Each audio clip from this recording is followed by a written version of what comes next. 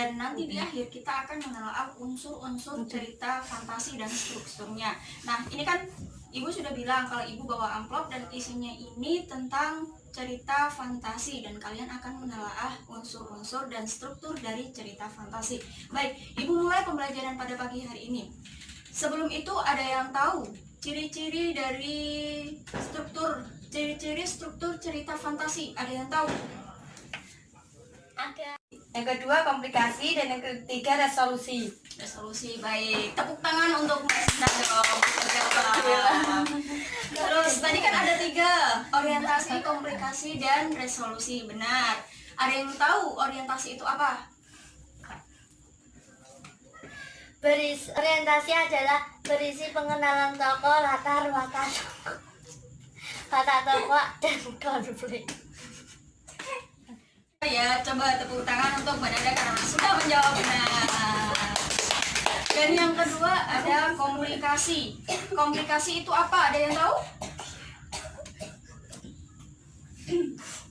Berisi hubungan sebab akibat sehingga muncul masalah hingga masalah itu memuncak. Ya, komplikasi itu seperti itu. Kalau resolusi ada yang tahu? Saya. Mbak Sinta. Resolusi ada.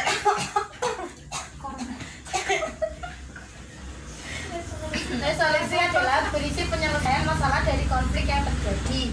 Baik, jadi ciri-ciri bagian struktur dari cerita fantasi itu ada 3 ya. Yang pertama itu ada orientasi, yang kedua ada komplikasi, dan yang ketiga ada resolusi. Orientasi itu benar kata Mbak Nada, itu pengenalan tokoh, pengenalan tokoh, latar, watak tokoh, dan konflik. Selanjutnya ada komplikasi. Komplikasi itu hubungan sebab akibat sehingga muncul suatu masalah sehingga masalah itu memuncak, itu namanya komplikasi. Sedangkan untuk resolusi itu sendiri itu penyelesaian dari masalah yang ada di atasnya, dari konflik yang sudah terjadi. Baik, coba itu ada contoh di buku halaman nomor 45. Coba dibaca tentang apa? Tentang apa? Belajar dengan Gajah Mada. Ya, belajar dengan Gajah Mada. Ada yang mau membacakan? Saya. Ya, ayo Mbak Nada dibacakan. Minggu pagi yang cerah, Ardi, Hendi, dan Dani berada di Candi Trowulan. Mereka merupakan siswa pilihan dari sebuah SMP yang sedang melakukan tugas pengamatan untuk karya ilmiah remaja. Di tengah keramaian orang yang sedang berwisata, mereka sibuk menyelesaikan laporannya. Lanjut sampai selesai ya. Tolong, tiba-tiba terdengar suara Hendi berteriak minta tolong. Dani dan Ardi yang berada tidak jauh dari tempat itu segera berlari menghampiri. Betapa kagetnya mereka berdua melihat Hendi berada di sebuah lubung dan hanya kelihatan tangannya. Dengan Ardi dan Dani menarik berusaha menolong Hendi, tapi terdengar teriakan keras dan mereka bertiga terseret masuk ke lubang itu.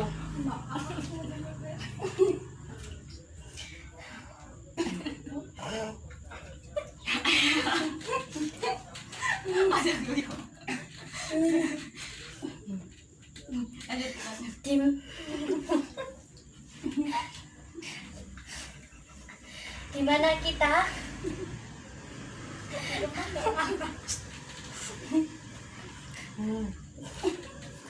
Rapper lu malah.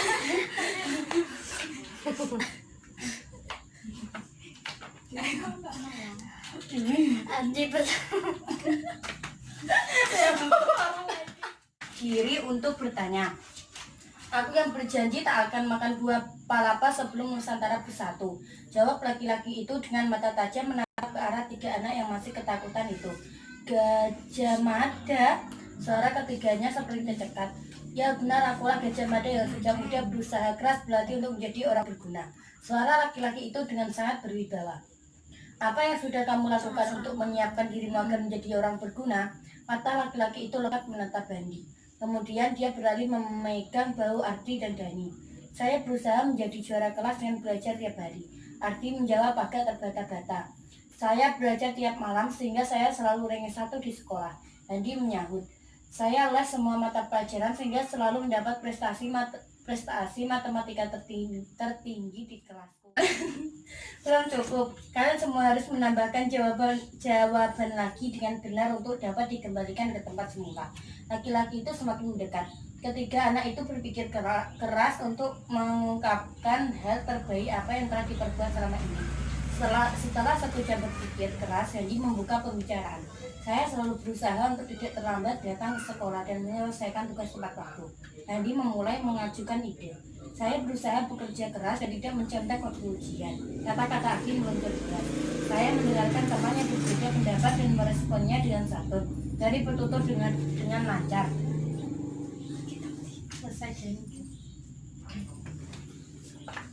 Selesai Dani menyelesaikan kalimatnya, terdengar dentuman keras. Bum, bum. Seakan ada yang mengangkat mereka bertiga. Tiba-tiba sudah kembali berada di area Candi Trowulan tempat mereka melakukan pengamatan. Ketiganya mengusap mata, seakan tidak percaya mereka saling berangkulan. Benar kata Gajah Mada tadi, Dani berucap lirih. Ya, kita tidak cukup hanya dengan pintar. Ardi berkata hampir tak terdengar. Ya, kita harus memiliki perilaku yang baik. Dani berteriak lantang sambil menyeret kedua temannya menuju area candi yang harus diamati. Mereka bertiga bertekad menyelesaikan tugasnya tepat waktu. Seperti biasanya, mereka bekerja keras untuk menghasilkan sebuah karya. Sudah selesai? Sudah. Baik, terima kasih sudah membaca. Sekarang Ibu tanya, itu tadi kan kita sudah mempelajari 3 bagian struktur dari cerita fantasi itu sendiri. Nah, yang mana yang bagian orientasi, yang mana bagian komplikasi, dan yang mana bagian resolusi? Coba. Bagian orientasi yang paragraf pertama. Ya, terus bagian komplikasi? Mulai bawah sampai Bagian komplikasi itu mulai tolong sampai Dani bertutur dengan lancar. Ya, terus yang bagian resolusi, artinya penyelesaian dari masalah tersebut, paragraf berapa?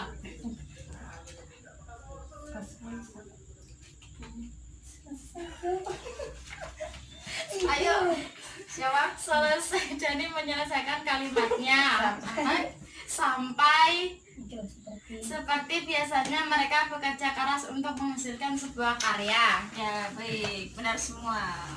Tepuk tangan dong. Baik, kita lanjut ya. Tadi kan kita sudah mempelajari tentang ciri bagian-bagian struktur dari cerita fantasi. Sekarang kita akan mempelajari tentang ragam alur cerita. Nah, ada yang tahu alur itu apa? garis besar peristiwa Ya, dan cerita. alur itu gambaran peristiwa dari sebuah cerita. Baik, benar. Dan ragam dari alur cerita fantasi itu ada berapa? Ada yang tahu? Coba dibuka. Ada 3. Ada 3. Coba sebutkan, Mbak Sinta. Yang satu bagian awal, Ya, bagian tengah, ya. dan bagian akhir. Bagian akhir. Terus itu kan ada contoh alurnya. Itu alurnya kan ada berapa? Contoh alur. Ada 3. Ada 3. Alurnya apa aja? Alur lengkap, Alur lengkap, alur eh, alur munculnya masalah, ya, dan alur pengenalan ya. tokoh. Tokoh. Baik, Bu bahas ya. Ragam alur cerita ada 3, yaitu alur lengkap. Benar kata Mbak Sinta tadi, alur lengkap. Kemudian yang kedua itu ada dimulai dari munculnya masalah, terus kemudian masalah itu memuncak, dan yang terakhir itu ada yang bagian ringkas. Oke, coba dilihat PowerPoint-nya. Alur 1 itu alur lengkap. Alur lengkap itu terdiri dari dimulai dari orientasi itu sendiri, mulai dari pengenalan, latar terjadinya suatu peristiwa itu, dan siapa yang mengalami peristiwa itu sendiri. Yang selanjutnya ada munculnya masalah, kemudian masalah memuncak atau yang biasa disebut dengan klimaks, terus kemudian ada resolusi atau pemecahan masalah. Sampai sini paham? Baik, Ibu lanjut ya. Yang kedua ada dimulai dari munculnya masalah, kemudian masalah itu memuncak dan ditutup dengan pemecahan masalah. Tadi kan ada 4 step atau 4 tahap, mulai dari pengenalan, rangkaian kejadian, klimaks, dan resolusi. Kalau yang alur yang kedua itu dimulai dari munculnya masalah. Jadi mulai terjadi masalah, terus klimaks, kemudian langsung resolusi. Jadi ada 3 tahapan alurnya. Kemudian yang ketiga itu ada 3 alur juga. Yang pertama ada pengenalan, kemudian rangkaian kegiatan, kejadian, dan ada klimaksnya, nggak ada resolusi. Selanjutnya tadi di bagian pertama itu ada alur awal atau alur lengkap. Itu ada 3 bagian, bagian awal, bagian tengah, kemudian bagian akhir. Ada yang tahu bagian awal itu apa? Pengenalan, baik, pengenalan. Kemudian ada, nah di pengenalan ini fungsinya itu untuk mengenalkan jalannya cerita, mengantarkan kita menuju ke sebuah cerita itu. Biasanya terdapat di paragraf pertama. Kemudian pada bagian awal itu dikenalkan latar cerita, kemudian ada tokoh dan ada watak-wataknya. Kemudian yang kedua ada bagian tengah. Bagian tengah itu merupakan rangkaian kegiatan atau kejadian peristiwa hingga ke bagian klimaks atau ke inti cerita. Kemudian di bagian akhir ada masalah utama, kemudian dijawab dalam bentuk rangkaian peristiwa atau kejadian juga. Nah, bagian akhir ini biasanya disebut dengan penutup cerita. Ada bagian akhir paragraf.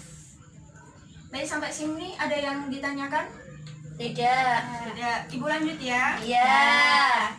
Selanjutnya ada prinsip penggunaan bahasa pada cerita fantasi. Nah, umumnya kan kalau bahasa-bahasa di artikel, di cerpen itu kan beda, antara bahasanya artikel sama bahasanya cerpen itu sudah beda jauh. Kemudian kalau bahasanya di cerita fantasi itu sama dengan bahasa cerpen, hampir mirip dengan bahasa cerpen. Bahasanya itu pakai bahasa agak kekiasan. Jadi bahasanya itu mulai menggunakan diksi-diksi atau gaya bahasa tertentu. Nah, yang pertama ada penggunaan kata ganti dan nama orang sebagai sudut pandang penceritaan. Nah, kata ganti atau nama orang ini biasanya itu menggunakan aku, dia, biasanya langsung sebut nama, misal Mbak Sinta, Nada, atau Devi gitu. Ya. Tergantung dari cerita yang diceritakan itu sendiri, dari penulisnya mau menggunakan kata ganti itu seperti apa. Kemudian yang kedua apa? Penggunaan kata yang mencerap panca indera. Menyerap panca indera untuk deskripsi latar. Nah, latar sendiri itu kan ada 3, latar waktu, latar bagian, dan latar suasana. Latar waktu ada apa aja? Biasanya kalau latar waktu identik dengan apa? Siang, malam, malam, sore, kemarin, ya, besok, tomorrow. Tomorrow itu bahasa Inggris ya. Kemudian ada lagi latar apa?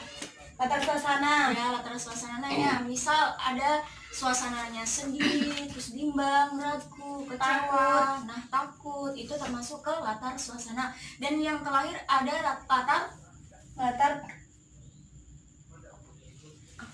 apa?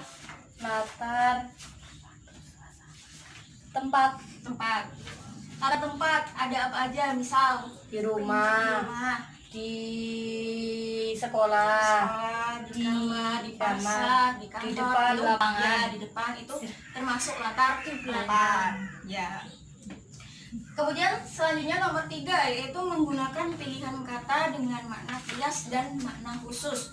Makna kias atau makna khusus ini biasanya digunakan dalam cerpen atau dalam novel. Jadi bahasanya agak membuat kita berpikir lebih dalam lagi. Misal ada yang tahu makna kias itu seperti apa?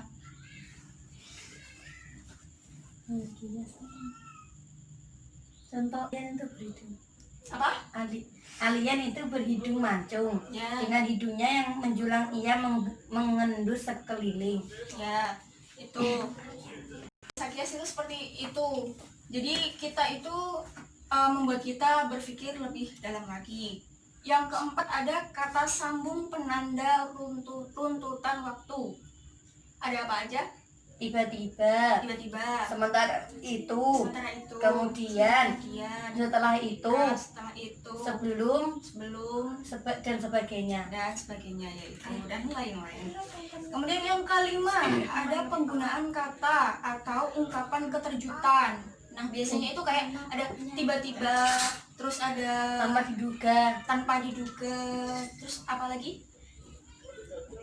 Di tengah kebahagiaannya datanglah musibah itu. Nah itu termasuk salah satu keterjutan. Dia yang awalnya bahagia kemudian datangnya masalah. Nah itu kan peralihan antara suasana bahagia ke kesedihan gitu. Terus yang selanjutnya ada penggunaan dialog atau kalimat langsung dalam cerita. Nah, kalimat langsung dalam cerita itu biasanya ditandai dengan tanda kutip 2. Artinya itu di situ kita memerankan suatu adegan atau seseorang itu sedang berbicara. Itu namanya kutipan langsung atau dialog. Jadi dialog itu percakapan antara 2 orang atau lebih.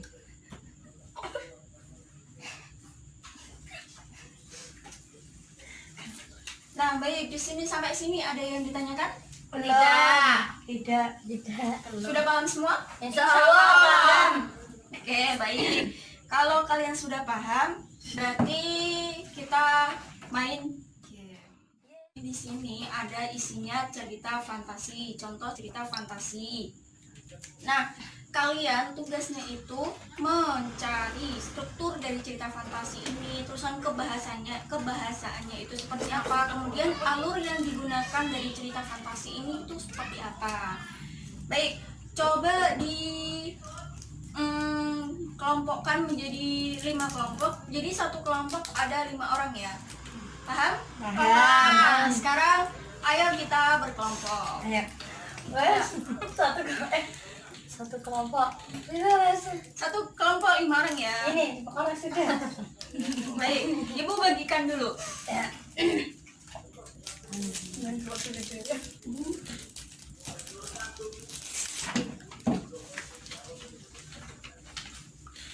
Nah, coba itu dibaca dulu, dipahami, kemudian dirundingkan bersama-sama dengan anggota kelompoknya masing-masing. Jadi kalian di situ tugasnya mencari ciri-ciri struktur fantasi, kemudian ragam kebahasannya itu seperti apa, dan terakhir itu alurnya seperti apa. Coba dimulai dari sekarang. Ibu kasih waktu berapa menit?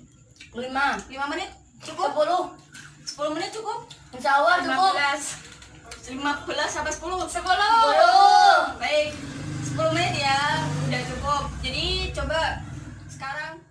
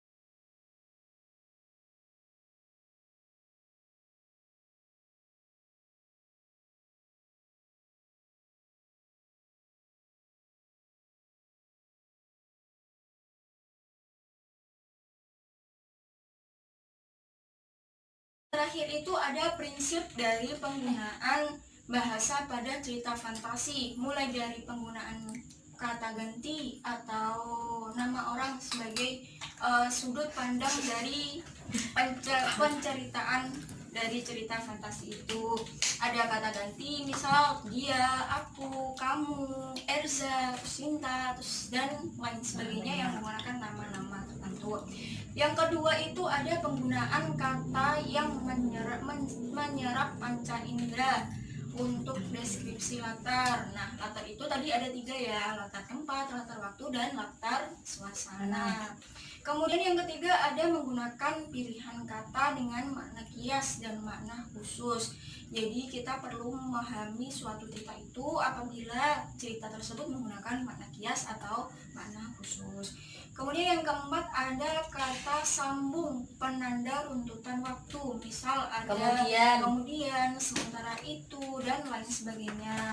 Yang kelima ada penggunaan kata ungkapan keterkejutan. Misalkan ada tiba-tiba, atau bisa juga ungkapan keterkejutan itu bisa ditandai dengan kalimat langsung. Jadi dialog itu ada yang bilang misal wow atau wah atau itu. Nah, itu termasuk salah satu bentuk keterkejutan dari suatu kejadian itu atau adegan, saat melakukan adegan. Kemudian yang terakhir atau ada penggunaan dialog atau kalimat langsung dalam suatu cerita. Nah, kalimat langsung itu biasanya ditandai dengan petikan 2. Jadi dialog itu kan percakapan antar 2 tokoh atau lebih, itu namanya dialog, dan itu biasanya menggunakan kalimatnya kalimat langsung. Jadi diomongkan secara langsung, diobrolkan, pokoknya dilisankan lah, itu namanya kalimat langsung. Mengulas, sudah mereview materi apa saja yang sudah Ibu sampaikan mulai dari awal sampai akhir tadi. Nah, sekarang coba diperiksa lagi catatannya, ada yang kurang atau tidak. Ada yang kurang atau ada yang nulis? Tidak. Berarti semuanya sudah nulis ya? Sudah.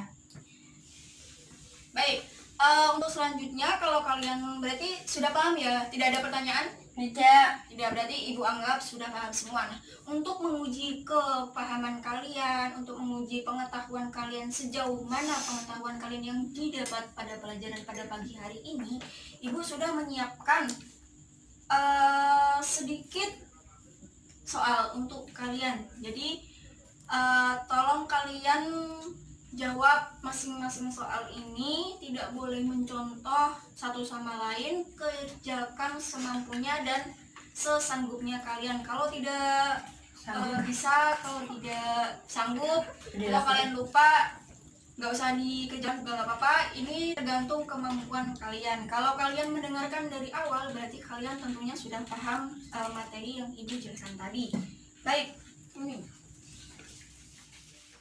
Nah, coba itu dikerjakan, Ibu kasih waktu 5 menit.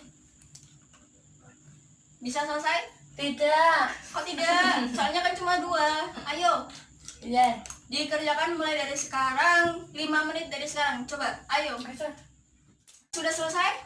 Sudah. Nah, kalau sudah selesai, coba tolong Mbak Sinta dikumpulkan tugas teman-teman kalian dan ditaruh, nanti diletakkan di meja Ibu ya, di ruangan guru. Iya. Ya, oke, baik. Pelajaran kita pada pagi hari ini sudah selesai. Nah, ada tugas nih buat kalian. Jadi, kalian di rumah tetap produktif. Nah, untuk itu tugasnya itu kalian mencari contoh teks cerita fantasi. Kemudian itu per individu ya. Jadi, setiap orang mencari teks cerita fantasi, kemudian kalian merumuskan juga dari cerita iklan sponsor Viko fantasi, baik di internet, di buku, di perpustakaan, dan dimanapun terserah kalian, di majalah atau dimanapun. Coba cari teks cerita fantasi, kemudian itu per orang ya, jadi setiap individu mencari teks cerita fantasi, kemudian masing-masing dari kalian merumuskan struktur dan ragam bahasa yang ada di cerita fantasi tersebut. kita kumpulkan di pertemuan selanjutnya. Baik, untuk mengakhiri pembelajaran pada pagi hari ini, marilah kita berdoa bersama. Mengakhiri pembelajaran pada pagi hari ini, marilah kita berdoa bersama. Mari Mbak Sinta dipimpin doanya. Berdoa mulai. Berdoa selesai. Beri salam. Assalamualaikum warahmatullahi wabarakatuh. Waalaikumsalam warahmatullahi wabarakatuh. Baik, selamat siang anak-anak. Baik, terima kasih untuk pembelajaran pada pagi hari ini. Semoga ilmunya bermanfaat dan selamat. NPM 1710301003 telah menyelesaikan tugas untuk pengajaran mikro, yaitu mengajar tingkat MTS atau SMP, yaitu cerita fantasi KD 3.4 dan 4.4. Terima kasih. Wassalamualaikum warahmatullahi wabarakatuh.